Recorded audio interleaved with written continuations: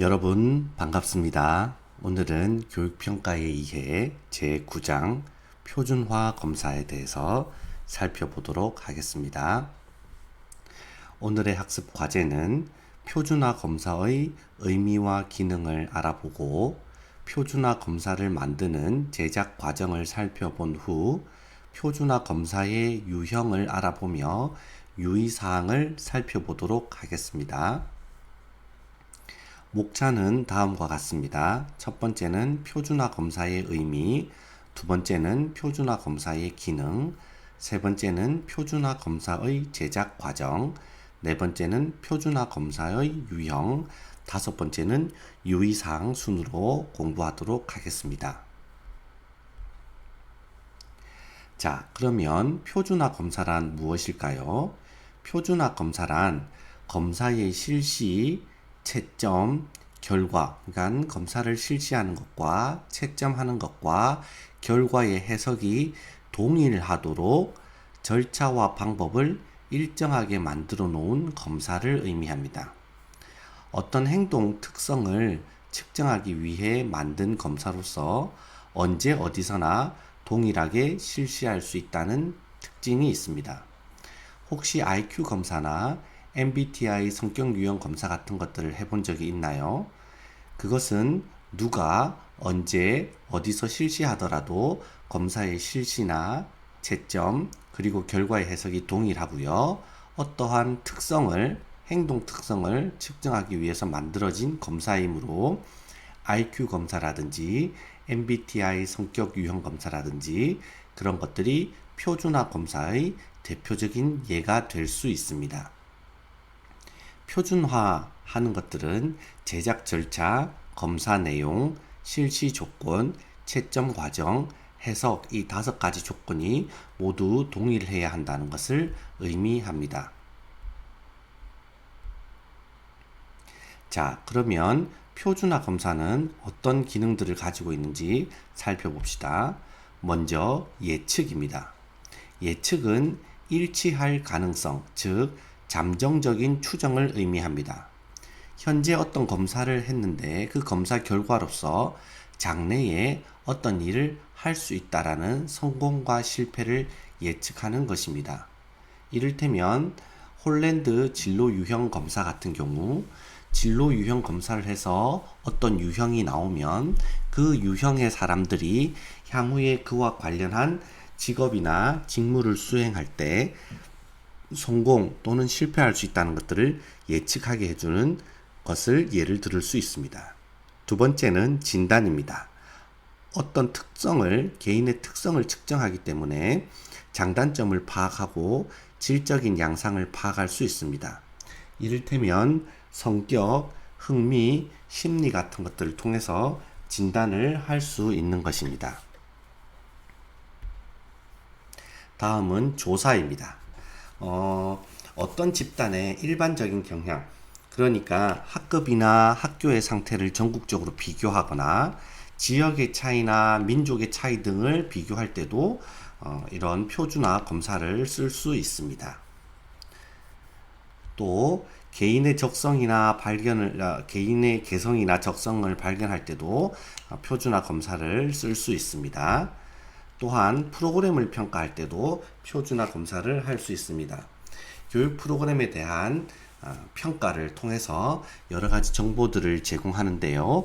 프로그램의 효과를 평가해서 결과에 따라서 정책 결정을 할 때 체계적인 자료를 획득하는 자료로서 표준화 검사를 사용할 수 있습니다. 직업훈련 프로그램이나 보육훈련 프로그램 등 각종 사회 서비스 프로그램에 활용할 수 있습니다. 표준화 검사는 다음과 같은 4단계로 만들어집니다. 첫 번째는 표준화 검사를 만들 계획을 수립합니다. 이때는 검사의 목적, 내용, 대상, 방법을 확인하고 분석합니다. 그리고 자료를 수집해서 논리적인 타당도가 있는지를 확인합니다. 두 번째는 문항을 만듭니다. 표준화 검사의 문항을 만드는데요. 문항을 만드는 전문적인 단계는 전문가에 의해서 만들어지는 경우들이 많습니다. 일반적으로 볼 때 목적에 맞는 합당한 문항 형식을 선택하는데 실제 쓸 문항수에 대해서 대체로 2배 이상의 문제를 만듭니다. 다음은 예비조사를 거칩니다. 만든 문항을 바로 현장에 적용하는 것이 아니라 이 표준화 검사 도구가 타당한지 아닌지를 확인하기 위해서 예비검사지를 만들어서 검사할 표본을 정해서 예비조사를 실시합니다. 그리고 나서 문항을 분석해서, 즉 예비조사를 한 결과를 가지고 문항을 분석해서 난이도를 조사하고 변별도를 조사해서 문항을 확정하게 됩니다. 미안합니다. 4단계가 아니고 7단계입니다. 그 다음 5번째는 표준화 검사를 제작합니다. 최종적인 형태의 표준화 검사로 제작을 하고 실시 방법과 채점 방법을 결정합니다. 그리고 검사의 양호도 지난 시간에 배웠죠. 타당도, 신뢰도, 객관도 등을 확인하고 규준을 작성합니다. 즉 분포의 모양, 이렇게 정규 분포를 거치는지, 평균치는 어떤지, 분산도는 어떤지, 백분위는 어떤지, 표준 점수는 어떤지 등을 확인합니다. 그리고 검사의 실행, 처리, 해석의 지침서로 검사 요강을 만들게 됩니다.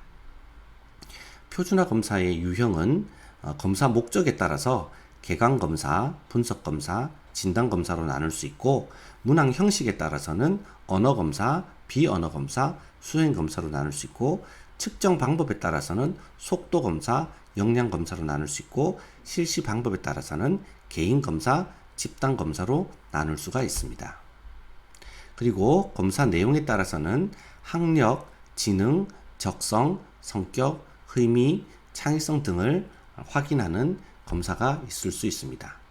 학력을 위한 표준화 검사 유형은 일정 연령 또는 학년에 도달한 학생이 그 연령 혹은 학년에서 배웠거나 배워야 할 교육 목표를 어느 정도 달성하고 있는가를 확인하는 표준화 점수로 산출하는 검사입니다.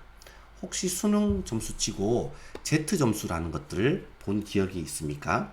제가 수능 점수치고 쳤을 때는 수능 점수지에 표준화 점수라는 것들이 공개되었었습니다. 그 표준화 점수를 가지고 나의 현재 위치나 정확한 점수들을 확인할 수 있었는데요. 그런 것들이 학력을 위한 표준화 검사의 대표적인 유형이라 할 수 있습니다. 3R이라는 것은 읽기, 쓰기, 세마기를 말하고요. 학년별, 교과목별 성취도를 검사하거나 대학 수학능력시험 같은 곳에서 확인할 수 있습니다. 지능검사는 인간의 인지적인 또는 학문적인 잠재 능력을 측정하는 표준화된 검사입니다. IQ 해석이 대표적인 예라고 할 수 있고요. 적성검사는 인간 개인이 소유하고 있는 다양한 종류의 적성을 체계적으로 측정하는 검사입니다. 진로적성 검사나 직무역량 검사 같은 것들이 해당됩니다. 성격을 위한 표준화 검사의 유형은 인간의 성격 유형을 측정하고 진단하는 표준화된 검사로서 MMPI나 MBTI나 애니어그램 검사 같은 것들을 대표적으로 들 수 있습니다. 흥미는 어떤 현상이나 사물에 대한 관심 또는 활동에 적극적으로 참여하는 성향을 나타내는 검사이고, 창의성은 주어진 과제에 대해서 여러 가지 새로운 방법을 스스로 모색하고 문제를 해결하는 능력을 판별하는 검사입니다. 이상으로 표준화 검사에 대해서 확인해 보았습니다. 실제로 이런 표준화 검사는 학교 교육에서 중간고사나 기말고사를 칠 때 사용한다기보다 전국 단위 또는 집단 이렇게 비교할 때라든지 이렇게 표준화를 통해서 체계적이고 일괄적이고 이렇게 전체적으로 검사를 적용해야 할 경우에 활용한다는 것을 알아두시면 좋겠습니다. 수고하셨습니다.